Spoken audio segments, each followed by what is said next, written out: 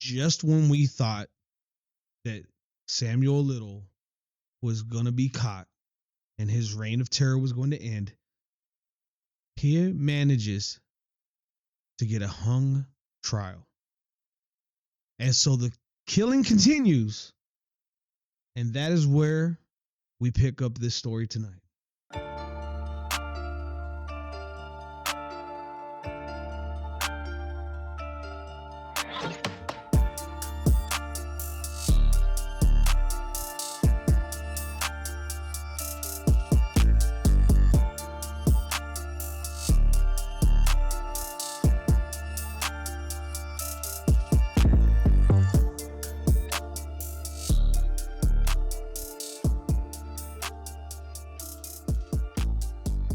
So yes, obviously he gets acquitted and the murderous reign of Samuel Little continues.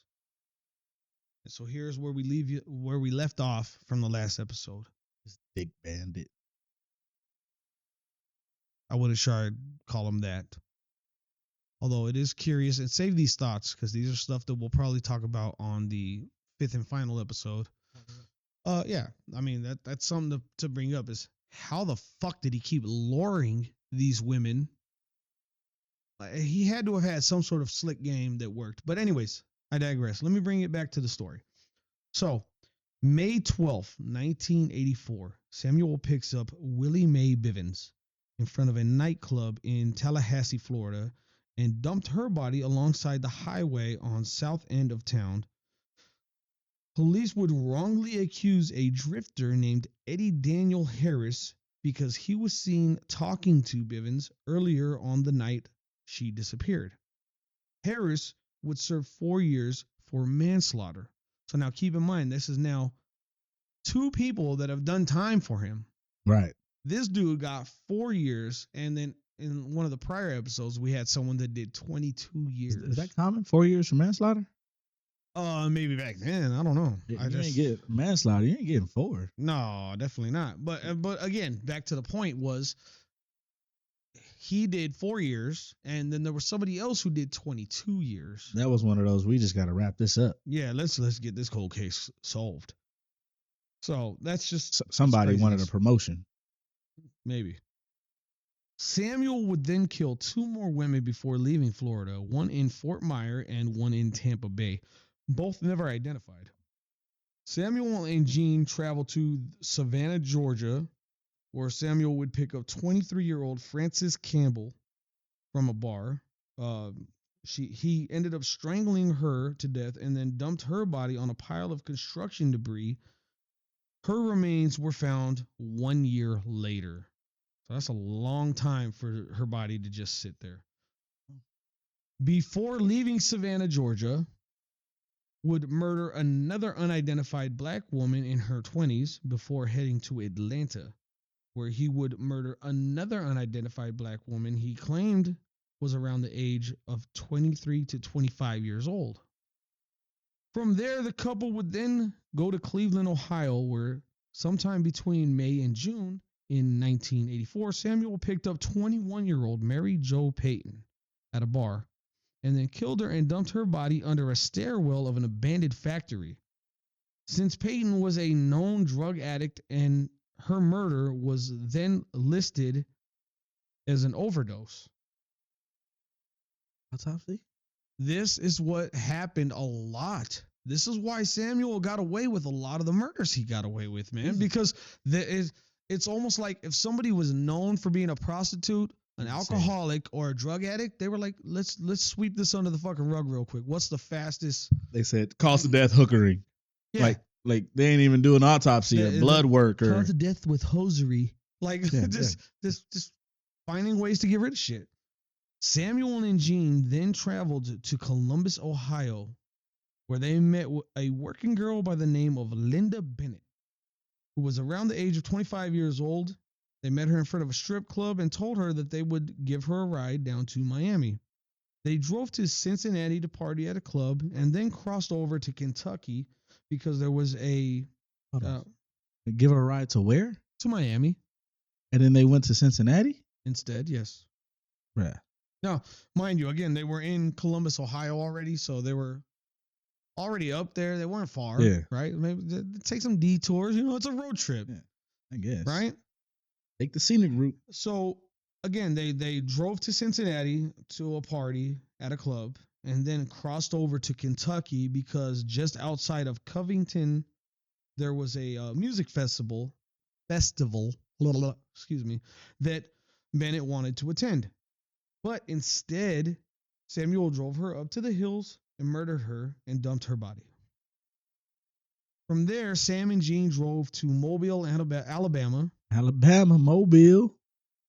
And on August 10th, 1984, Samuel picked up two sex workers, 23-year-old Hannah Mae Bonner and 34-year-old Ida Mae Campbell, both last seen with Little that evening, pulling over to buy cocaine from your neighborhood friendly pharmacist. He was double the freak that day. Yes, he was. He said, I want 2 for 1. It was a 2-for-1 deal, and it took him just about an 8-ball of coke to do it. And it was a 2-for-1 kill, huh? Yeah. Hannah's body would be discovered the next day in a ditch alongside of Courtney Road. Ida Mae's body was found in a dirt road 3 weeks later, just a few miles away from where Hannah's body was discovered. Sam and Jean then head west to San Bernardino, California, where Samuel murdered an unidentified black woman in her late teens, early 20s, and had sex with her corpse on the side of the highway before dumping her body. I'm just appalled. I'm appalled. I was appalled writing this. What was the chick doing? His homegirl. Like, he watching him fuck a dead body? Like, she's obviously, from this point in the story, she's obviously well aware of every thing that he does. And she also benefits from it because she's had an affinity of love towards Samuel, right? Because remember, the only reason they met was because she snitched out the then girlfriend that Samuel had at the time, right? And then still manages to just be strung along. She's taught him now how to properly shoplift, how to boost the stuff they've stolen. She keeps the designer clothes and stuff that these women wear and their jewelry. She's benefiting from being a leech. She's just as much as a psychopath as him. Absolutely. To know all this and still show love for him? Absolutely. Why he fucking a dead corpse on the side of the road? What are you doing? Now he's probably dropping her off and then doing some of these killings, because I highly doubt. And I've actually mentioned, remember, we talked about this in the last episode as well.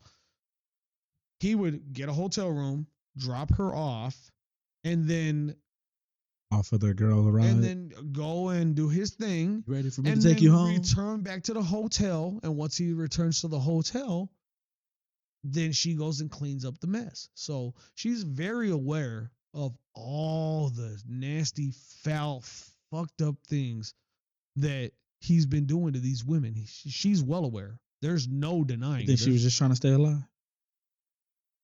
I don't think it's a matter of staying alive. I think it was a matter of just convenience. They had a symbiotic relationship, right? Just like there's whales that have like bottom feeders that suck off the algae from their skin. They have that psychotic Joker Harley Quinn relationship, huh? It's something along those lines. It was very similar to that. So from there, they go to San Diego, where on September 27th, 1984, Samuel abducts 22-year-old Lori Barris as she was walking to a drug dealer's apartment. So Lori here was on her way to go and get her high on. They know the drugs, y'all. Gets abducted, right? Little drives her to an illegal dump site where he sexually assaulted and asphyxiated Lori. Samuel had thought that he had killed Lori. Lori, however, was not dead. She played along. Samuel would dump Lori's body from his car and then drive off. So Lori... First mistake. Lori played it smart by saying, fuck it, I'm going to act like this motherfucker really killed me. She said, I'm dead. Stupid ass. Lori would then stumble her way to a payphone to call a friend for help. She would eventually report her What? assault once she had gotten. She did eventually report it. Call my homie. I'm not gonna call that one. I'm gonna call my homie. Well, you got to remember the line of work that she's in, so it's probably not normal this for nigga her tried to kill me. just like go on and be like, you know what, fuck it, I'm gonna call the cops first. Like, and you know what? It makes sense when you hear the rest of this. Okay, so she eventually would report her assault once she had gotten like over the shock and what happened, right? And when she did, she was smart enough to make no mention of being a prostitute in fear that the police would not take her claim seriously. A bolo was put out matching the description of Samuel, Little. along with driving a dark colored Thunderbird would be put out, right?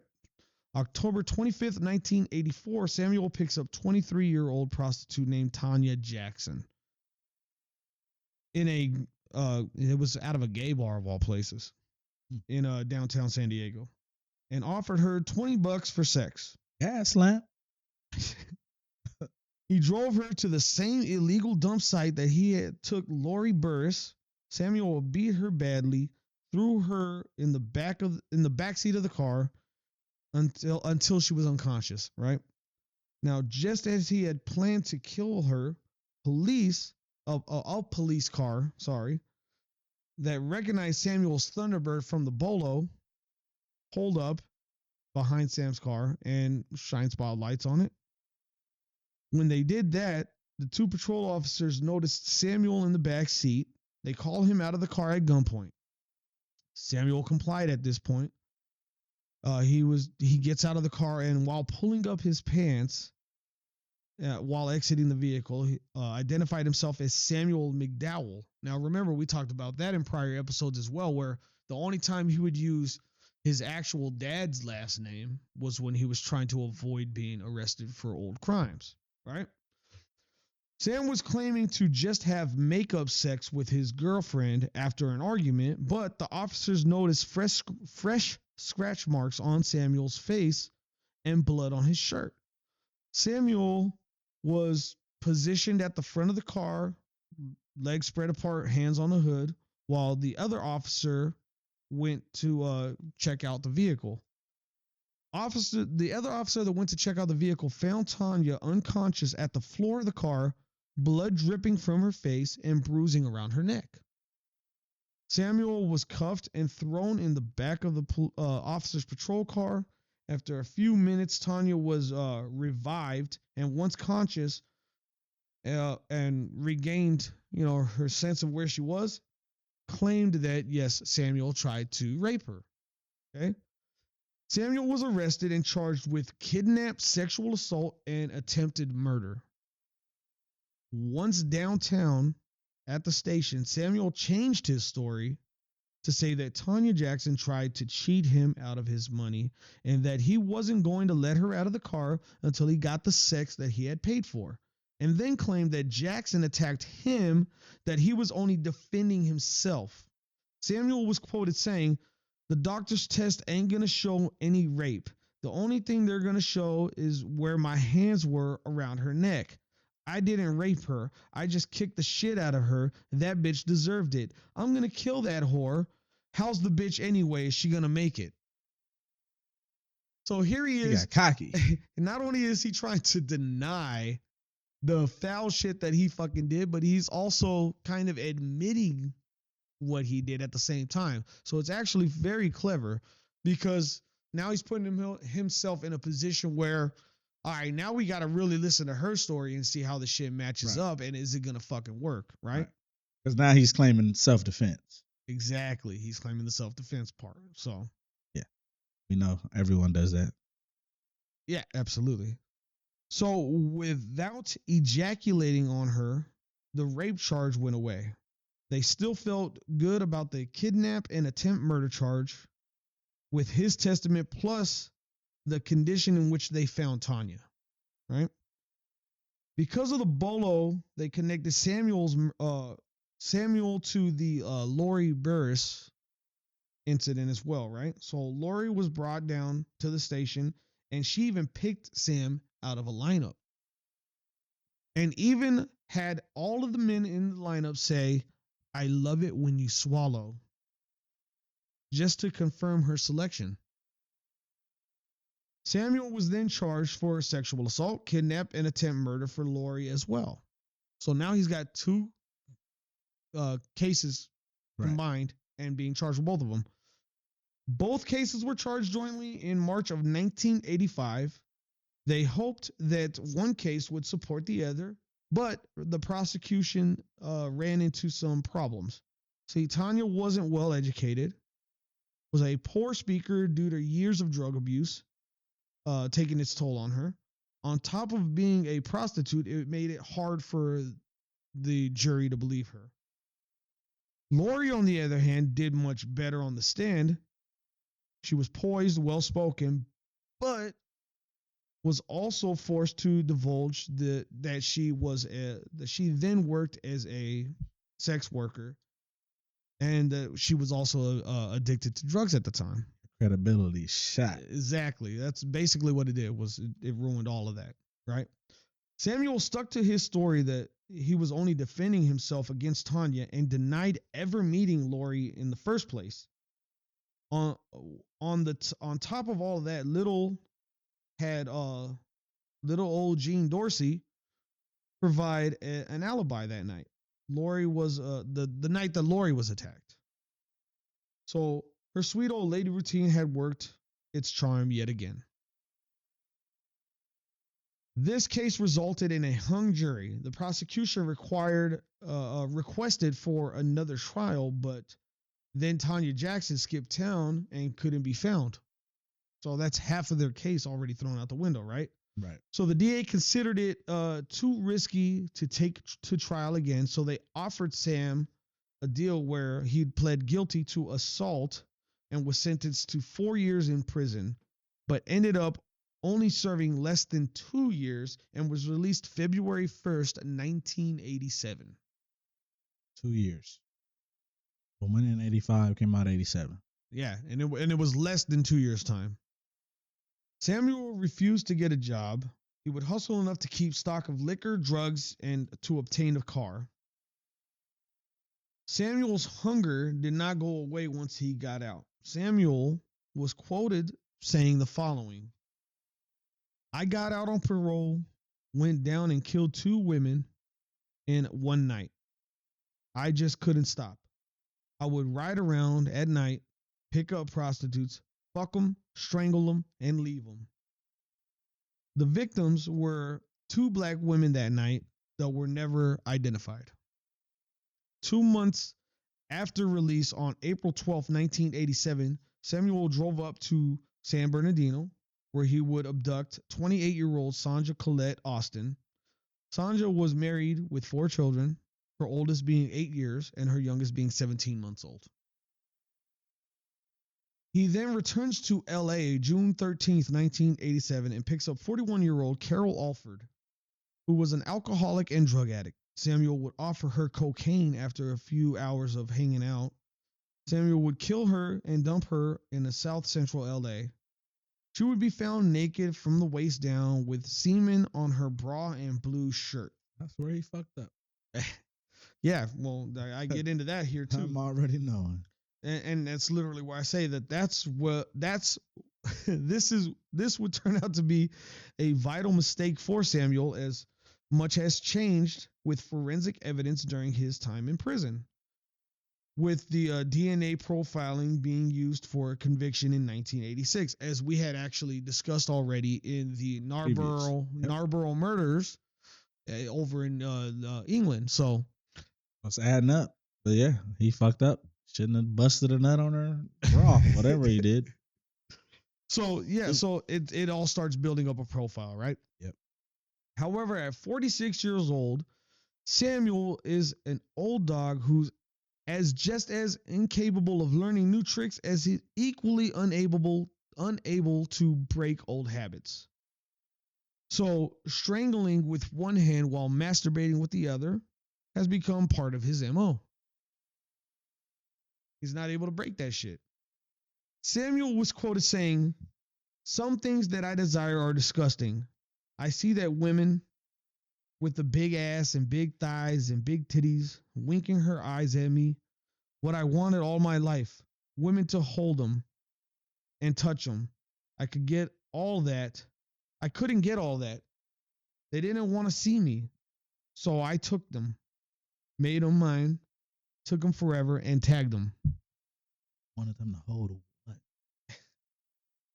He wanted to hold them. That was the thing. During this time period, LA had 60,000 homeless, 115,000 sex workers, and 500,000 drug addicts, making it a resplendent, target-rich environment for Samuel.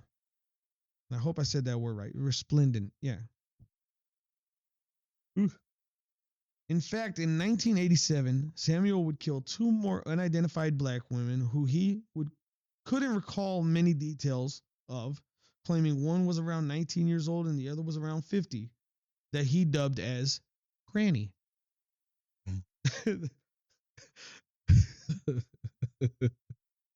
You old bitch, you granny. I mean, it is what it is, bro. But Granny still gonna get these hands. Suffocation. You ain't breathing no more. In 1988, Aurelia Jean Dorsey dies of a brain aneurysm without ever being brought to justice for all of the times that she would aid Samuel by disposing of evidence and providing a false alibi, being the ultimate accomplice for Samuel all these years. Her death took away a large portion of Samuel's income, causing him to frequently be homeless, living out of his car. He would downgrade his drugs to a cheaper crack. This also caused Samuel's physical appearance to rapidly deteriorate. Between Jean's death and the increased drug use, Samuel's recollection of the remaining few years of the 80s became a blur. Samuel claimed he killed another woman in Louisiana in 1987, but could have been the early 90s, so he's obviously losing his mind here. And he also claimed to have killed another Hispanic woman in 1988 in Phoenix, Arizona, but that could have also been in 96. Now, that's a big jump from 88 to 96. 8 years? Yeah, you're looking at an 8-year jump. That's a lot. Big. Get your shit right. Back in LA on August 14th, 1989, Samuel met a 35-year-old prostitute by the name of Audrey Nelson at a hotel in the downtown area. They negotiated a price, did heroin together, and then Samuel does what he does best. Quote, I killed her. Back behind a restaurant. I strangled her to death. That's what happened. I don't know who she was. I don't know anything about her. Unquote. Audrey's body was discovered the same morning by a homeless person, naked from the waist down, laying in the fetal position. Body showed signs of her fighting back, with skin being collected from underneath her fingernails from scratching at Samuel. So again, these are all things that are kind of adding to the DNA profile, yet they don't have somebody to tie this profile to. Right. So it's kind of like it's building up to the climax of this motherfucker being caught. Yeah. September 9th, 1989, a 9-year-old boy discovered the body of Guadalupe Apodaca in an abandoned auto body shop on an old dirty mattress, badly bruised on her face, ass, thighs, with signs of strangulation. She was a drug addict and a prostitute. She was also found naked from the waist down, sodomized to the point of bleeding, with semen left on her body. After a few weeks of investigations, however, that case went cold. By the end of the 1980s, Samuel had killed anywhere between 69 to 71 women. And again, that just depends on if you count the two that he thought, oh, they might have been in 90 this or 90 that, but they could have been in the 80s, right? He would still travel throughout the U.S., but he would always then return to L.A. at this point. It's like L.A. just became like a new home. Get your ass out of my city, man. I'm out here doing that shit. I mean, to be fair, but I mean, you weren't even seeding your dad's nutsack when half of this shit was going on. So L.A. got some bad, Anyways, July 6, 1990, picked up a 30-year-old prostitute by the name of Zena Marie Jones at a hotel in Nashville, Tennessee. He drove her down to the Mississippi River where he assaulted and asphyxiated her. Samuel had intended on staying with the corpse for a while to drag things out for his own gratification when he saw a police car drive by. This caused Samuel to panic and roll Zena Marie's body into the Mississippi River and leave. Later, Samuel said it was a waste of a victim. Her body was found July 28th by a fisherman and remained a Jane Doe case for 32 years. Damn. June 10th, back in LA, Samuel picked up Alice Denise Duval, who Samuel described as a dark, skinny black girl. She was pretty, but you could tell she was going down fast. She wore glasses, looked really neat like a school teacher, but she was a whore. But that butt is significant. That was a deep emphasized but I mean, it is how he described her. Oh man, you can't fuck with whores. Yeah. Samuel drove down to Long Beach where they parked on an overpass, talked, and smoked crack. Once they began to have sex, it didn't take long for Samuel to start strangling and choking her. Samuel said, "Only then did she struggle in my arms. She squirmed around and was pulling at my hands, and we were looking in each other's eyes until she didn't breathe no more. She was gone. She was dead. Then I just did what I wanted to do to her. I ran my hands through her hair and smelled her hair. I was kissing her, holding her." He was creepy shit. Creepy. Obviously, this dude stays on creep mode. Yeah. Then, when he was done, he dumped her body on a patch of grass next to the overpass where her body would be discovered the next morning by pedestrians. Alice remained a Jane Doe for 30 years. Just a little sidebar here, too. I wrote this down to speak of. There were so many Jane Does in LA that Alice wasn't identified until 3 years after Samuel started confessing to some of these murders. And it wasn't even by the police. It was by a true crime writer by the name of Jillian Lauren who solved the case. How were they Jane Doe? Like nobody came forward and I know her. Nothing. So that was one of the problems that happened in that area. You got to remember, like around Skid Row, like the Cecil Hotel, downtown LA, all that kind of shit. Like there were so many like bodies of people just that were addicts, prostitutes, right? Alcoholics and mentally ill that nobody cared to try and figure half this shit out. They thought, oh, these sluts are brung it upon themselves by being prostitutes.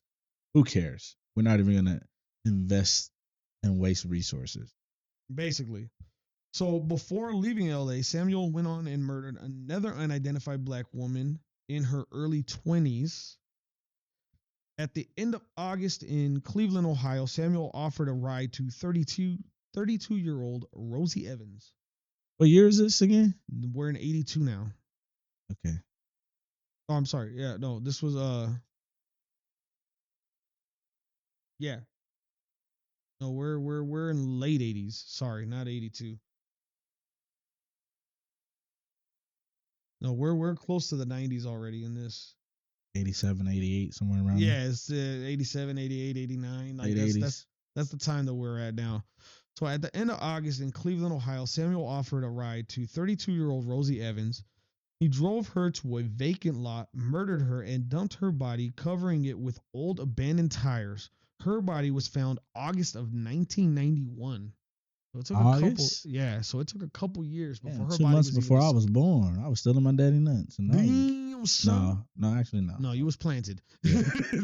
I'll take that back. Sorry, I was right there. I was gonna turn 7 that year. I was gonna turn 7 that year. I was in there.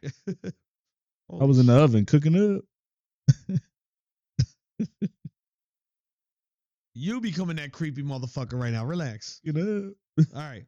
Samuel then drove to Akron, Ohio, where he would murder 34-year-old Akron, Ohio. Yes. That's where that punk ass LeBron from. But all right. Can I? Go ahead. Proceed. Can I proceed? Can you proceed? Can you? Given what you need. Oh my! Oh jeez, he even went Diddy mode. My bad. Anyways, No Diddy. Holy Let's go. Shit! All right. So Samuel then drove to Akron, Ohio, where he would murder 34-year-old Roberta Tanderich on September 8th. Her body would be found September 30th. She was a mother of 2 daughters. In 1992. Oh shit. Samuel goes back to LA, murders 2 more unidentified black women and 1 Hispanic woman, all around the age of 25. 25 and 92? In 92. Bro, that could have been my mama. Could have been your mama. Yep. She had me when she was 25. I was born in 91. She was around 25, 26. Around that time right there. But your mama lived, right? Did she live? Thank the Lord. Okay. So we're good then. Lord. So I will proceed, good sir. Late April 1992, Samuel is now in Little Rock, Arkansas. Samuel sees 7 women all sitting on the front porch of a crack house smoking crack. How does he know that these is crack houses, though? It's like he just got an inclination. Like, it's a crack house. Motherfucker, at this point, I'm going to tell you, save your thoughts. That's funny. For your reaction video. That's all right? Because we are doing the reaction video. Episode 5 will be mostly Lamont running them lips. All right, so yes. Don't say that shit ever again. running Don't fucking say that. Whoa, running nothing. We retract that statement. He gonna be looking like Meat Mills in this motherfucker. Anyways, late April 1992, Samuel is now in Little Rock, Arkansas. Samuel sees 7 women all sitting on the porch of a crack house smoking crack.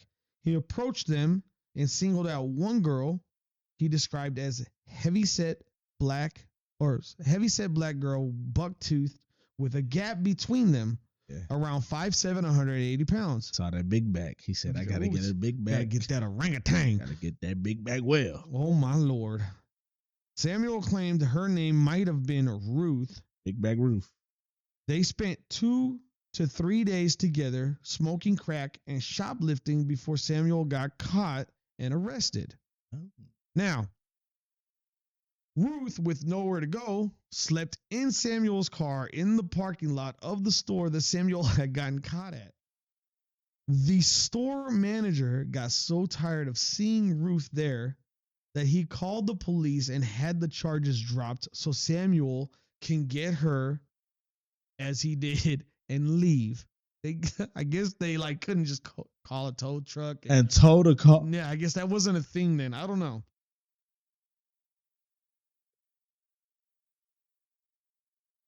You just can't. I'm trying to hang in with this stupidity. Trying to. Tough. It wasn't easy. So, and then Samuel decided to thank her for getting him out of jail by taking her to a cornfield and then killing her.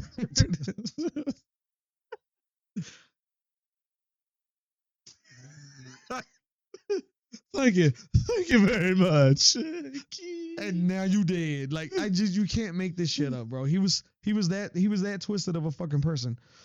From there, Samuel travels to Gulfport, Mississippi, where on the evening of November 7th, 1992, Samuel was having some drinks at the Flaming Club, what the name of it was, where he meets 37-year-old mother of 7, Alice Denise Taylor, who preferred to be called Tina. Not even close to his name, but whatever. Her name, but whatever. She was a drug addict trying to get clean, as if going to a club would be the best decision and atmosphere exactly for her to try and do so. That's just smart. Samuel took advantage of this by offering her drugs to get in his car. GMO crack. You get in my lack.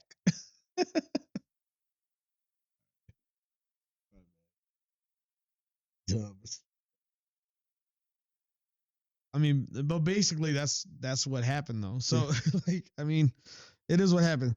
So just as he had done with Ruth Evans and he murdered her in a vacant lot and then covered her body with old tires. Tina would be found on December 11th. After Tina though, Samuel wasn't done. That night he went back to the same club where he met and picked up a 19-year-old Tracy Lynn Johnson. Drives her out to an illegal dump site down a dirt road, kills her, and then throws her body on the top of the trash pile. Her body was discovered January 3rd of 1993. May 4th, 1993, in Perry, Florida, Samuel was at the Skylark Motel. He drives down the road and to a house party. He drives down the road to a house party where he sees 19-year-old Ruby Lane. He lured her to his car, strangled her, and dumped her body in a forest outside of Greenville. Her remains weren't found until November 11th of 2000. Damn. A long time, like For a decade. So we're looking at a 7-year gap before her remains are found. And she remained a Jane Doe until 2014 when she was identified by DNA testing. So she was murdered in 93, remains found in 2000, identified in 2014. So it's 21 years before that family got any closure of what the fuck happened to her. August 7th of 1993 at 2 a.m. in Leavitt, Texas, Samuel picks up a 37-year-old prostitute by the name of Bobby Ann Fields Wilson. Sorry, she had a hyphenated last name. Witnesses saw Bobby Ann get into a yellow Cadillac Eldorado, which Samuel was known to drive at this time period.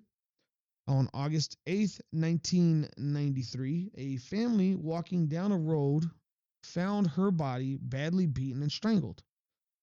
Samuel would make a stop in Las Vegas, Nevada, while on his way to back to LA. He came here? Yeah, he came here one time. Oh, out of shit. all the 93 murders, there's one that he claimed here in Vegas.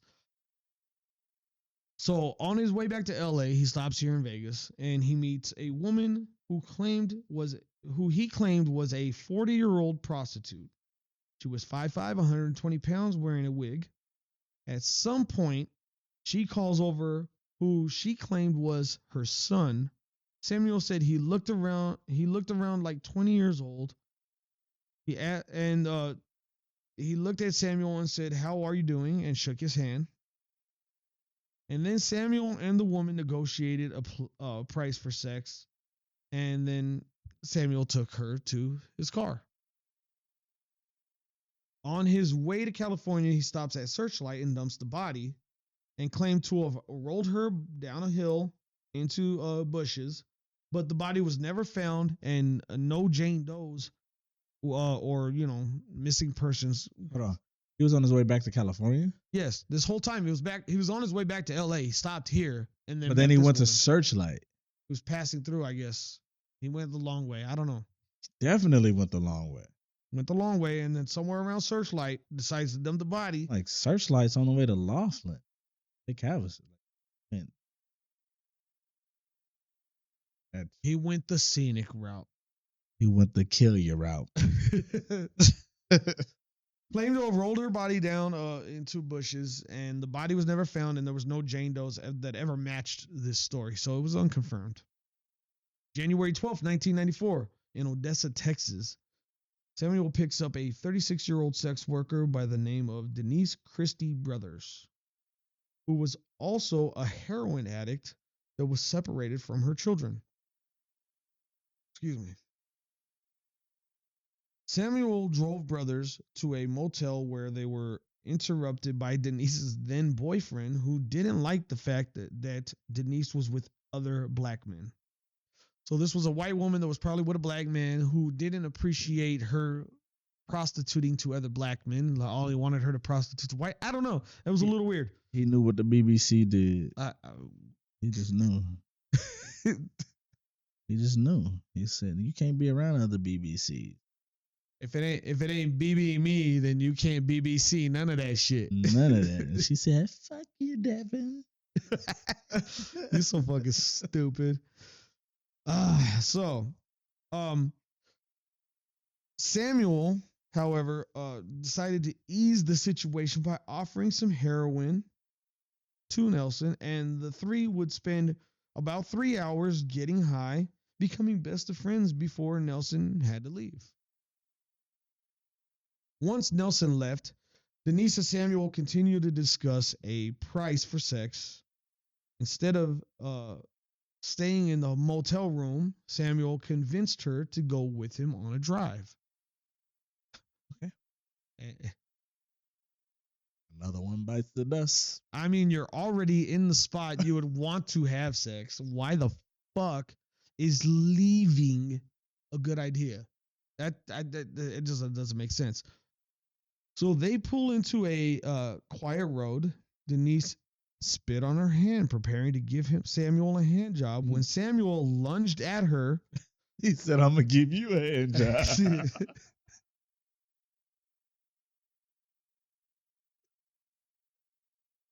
She thought she was doing something. You can see. She was gonna give that hack to her, and he said, "I'm gonna give that hack spew you." Like he was about to kill that hoe. Anyways, look, I know that bitch was confused. Look, can I finish? Go ahead. Can I finish? My bad, motherfucker. My bad. So yes, Denise spit on her hands, preparing to give Samuel a hand job. When Samuel lunged at her, strangled her with one hand while masturbating with the other. Denise scratched violently at Samuel's eyes and face. Samuel then punched her 4 times in the face, stunning her, and then continued choking her, kissing her, and sucking the tears off of her face as she died. Twisted motherfucker, bro. February 2nd, 1994, Denise's body was found by a truck driver on a pile of trash in a vacant lot. Authorities were notified, and the coroner ruled it a homicide by strangulation. Police launched a citywide investigation, even calling in the Texas Rangers, along with a man named James Holland, who we will hear from later on in this story. So, unfortunately, Nelson couldn't describe Samuel leaving Odessa police without any leads. He couldn't describe what Samuel used. Nelson spent hours getting high with Samuel, yet couldn't describe to Odessa police what the fuck he looked like. Like cover up. Or it sounds like an idiot who really didn't give a fuck. Nah, it sounds like a bunch of crackheads on both sides of the badge. Crackhead. I mean, it happens, I guess. February 24th, 1994, in Pine Bluff, Arkansas, Samuel raped and murdered 26-year-old prostitute by the name of Jolanda Jones. Yeah. At the time, there was no bruising that was found around her throat, so it was ruled a drug overdose. Yep. I'm talking about. Cracktivities, baby. This shit was happening way too often then. There was the cracktivities. Documented by your very own. All right. So on the afternoon of January 31st, 1996, in Opelousas, Louisiana, Melissa Thomas leaves her house to walk to a gas station for some cigarettes. Samuel would see her and follow her from a distance. Melissa was cutting across a cemetery to get to the gas station, and there is where Samuel chased her down, strangled her to death, leaving her corpse face down in the dirt. She was fully clothed with no semen found because it was daylight, and Samuel didn't want to drag this out. He killed her and then left her just like that. He didn't even want to get the gratification of coming with this one because, again, he was worried about getting caught. 2 days later, on February 2nd, about 125 miles away in Yuma, Louisiana, Samuel spots 40-year-old drug addict Daisy McGuire. Samuel said her neck was slim like a swan. She had the prettiest neck you'd ever lay eyes on, to my mind. So I chose her. Yeah, that's a hell of a pickup line. I'm gonna use that shit. I mean, I'm pretty sure he didn't tell her that. This is just Girl, what your he neck said. skinny like a swan. Ooh, girl, you got that swan neck on you. Swan neck. Ooh. Go ahead and let it play a hit. Then she gonna look at me. Let me see what that neck do. Swan neck. Anyways, a decade prior to this, Daisy was happily married. She was a happily married woman with a young daughter until she became hooked on crack in 1986. Her life would spiral downward until she was alone in an abandoned home with dirty clothes piled to the ceiling, wandering the streets at night, constantly reading from a Bible that she was always carrying with her. That lets you know how like mentally gone this fucking woman was, right? Samuel said that how he met her, quote, a black dude introduced me to her and told me that he didn't give a fuck about her and said that, I said, if y'all don't want her, I'll take her. And that's how we got together. So, and they drove around for 2 to 3 days. We had an argument over $20 that she wanted to buy some crack cocaine with. The next day, I came back and I picked her up, and that's the day I finally killed her. I parked beside this tool business at 5 o'clock in the morning. She had a sexy outfit. She loved the feeling of look but don't touch. But she didn't realize that she could get too far with that. And that's when I grabbed her by the neck and squeezed. She realized I wasn't going to let go. I got off, but she didn't. That's the twisted shit that this motherfucker says. This dude is on some shit. Nigga on his Shakespeare murderous fucking poem. Like, there's nothing Shakespearean about this. This is all just strictly dark as fuck. February 6th, 1996, her body was found shoved underneath a small crawl space under a building. And despite her face being beaten beyond recognition with no signs of strangulation, her death was ruled an overdose with hypothermia. So they tried to rule the undeniable beating of the face as hyperthermia. That is fucked up. Bullshit. Really. To quote Samuel, he said, "Stupid ass police, they didn't care. I picked up whores. I picked up bitches, real hoes. These girls, I killed them. They're not women of position." This is this guy's mind state. He's fucking gone, bro. He went big with his statement. Yeah. Samuel returned to LA where he would murder 3 more unidentified black women during the remainder of 1996. Samuel also claimed he killed an unidentified white woman in the bathroom of an abandoned house. He tried to sodomize the body, but his penis remained flaccid, so he dumped her body in the bathtub and left. In 1997, Samuel said he killed another unidentified white woman in Phoenix, Arizona. Samuel, at the age of 57, starts to slow down on killing.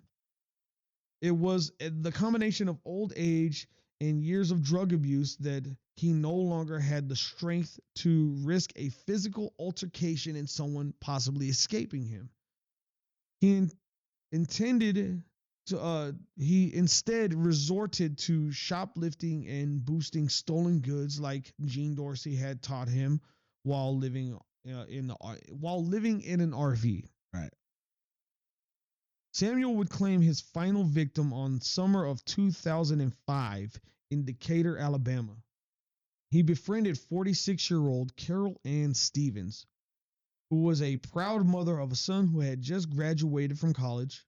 Samuel and Carol Ann would chat on and off for a few weeks until Carol Ann felt comfortable enough to enter Samuel's RV. He drove her 115 miles west of Toluca, Mississippi. Sam claimed to have liked Carol, that she that she consented to going on the road trip, but while parked in a Walmart parking lot, that they got into an argument and he had lost his temper with her and killed her, dumping her body in Lee County. Right in the parking lot. Yeah, right in the parking lot. Bitch, don't you yell at me. Yeah. How dare you raise your voice at me? And so Samuel committed his final killing at the age of 65 years old. So from 1970 to 2005, Samuel claims 93 souls. 90 fucking 3. A lot. It is a lot. And too many. Way too many. So many instances where you think that Samuel could get caught and he still hasn't. And so that's where our next episode is going to pick up, where he is going to make some eye contact here. I am. No, you're not. You've been looking at your phone the past 15 minutes. It's not been 15. I'm just clowning. Next episode is going to be the final downfall of Samuel. I'm done. Oh no. So no. Come on, man. Hey, fix it. This motherfucker. So stay tuned, and as always, subscribe, share, show that you care.